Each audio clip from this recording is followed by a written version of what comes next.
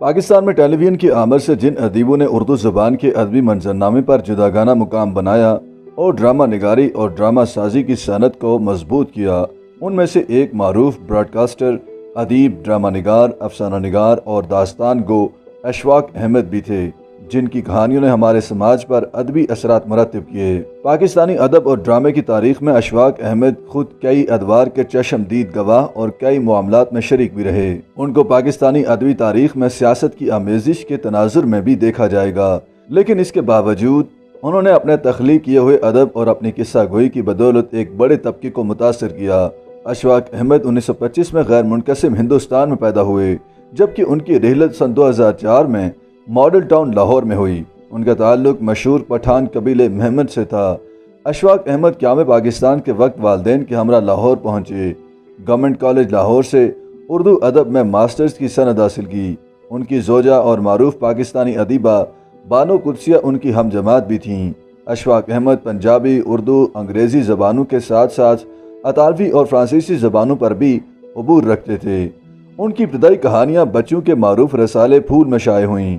اس کے بعد حکومت پاکستان نے انہیں وظیفے پر اٹلی بھیجا، جہاں انہوں نے ایک طویل عرصہ گزارا۔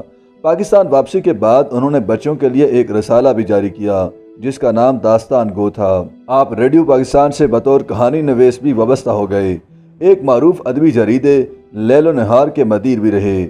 ریڈیو کے بعد اشفاق احمد مرکزی اردو بورڈ اور اردو سائنس بورڈ کے ڈائریکٹر بھی رہے۔ سابق آمر ضیاء الحق کے دور میں وزارت تعلیم کے مشیر بھی رہے۔ انہوں نے اردو زبان کے فروغ کے لیے مرکزی بورڈ برائے فروغ اردو کو بھی تشکیل دیا۔ 50 کی دہائی سے انہوں نے ادب لکھنے کی شروعات کی۔ 1955 میں ان کی کہانی گڈریا کو بہت شہرت حاصل ہوئی۔ انہوں نے یہ کہانی اپنے ایک استاد کی محبت و شفقت کو خراج تحسین پیش کرنے کے لیے لکھی تھی۔ انہوں نے 60 کی دہائی میں ریڈیو پروگرامز تلقین شاہ اور بیٹھک ریڈیو پاکستان کے لیے پیش کیے، جن کو بہت پسند کیا گیا۔ جب ٹیلی ویژن کا دور آیا تو آپ اس ٹیم کا حصہ تھے۔ اشفاق احمد نے پاکستان ٹیلی ویژن کے بے شمار ڈرامے لکھے، اپنے لکھے ہوئے بہت سارے ادب کو ڈرامائی شکل دی اور بہت سارے ڈراموں اور ٹی وی پروگراموں کو کتابی صورت میں ڈھالا۔ آپ کی درجنوں کتابیں ہیں، اب بھی جو شائع ہوتی اور بہت بڑی تعداد میں فروخت ہوتی ہیں۔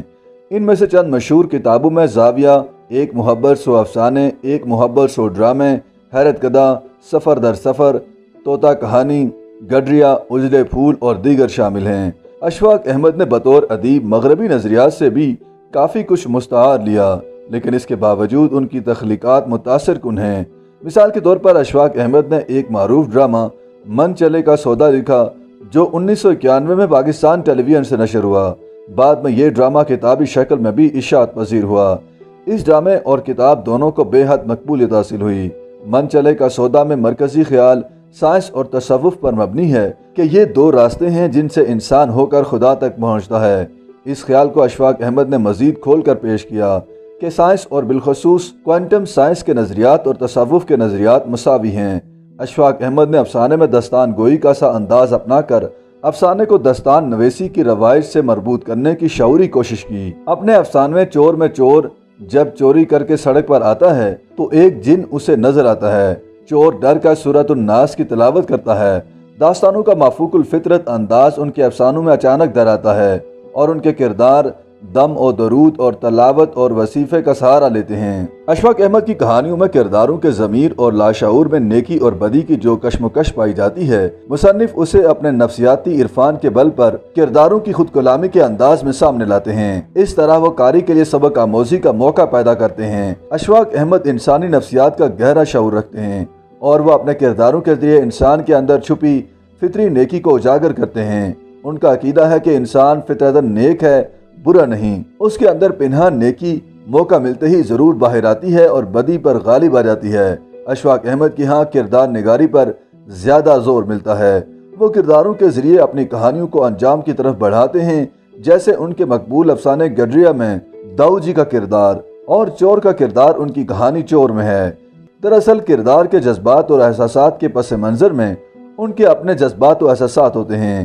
اشفاق احمد اپنے مکالموں میں کردار کے مرتبے اور ذہنی و فکری رجحان کے مطابق زبان استعمال کرتے ہیں۔ فارسی اور ہندی کی آمیزش سے ان کے مکالموں میں دلکشی کا عنصر پیدا ہوتا ہے۔ وہ دل نشیں مکالموں کے ذریعے اپنی بات کاری کے ضمیر میں اتار دیتے ہیں۔ جو بعد میں محرک عمل بن جاتی ہے۔ اشفاق احمد کے افسانوں میں بہت تنوع پایا جاتا ہے۔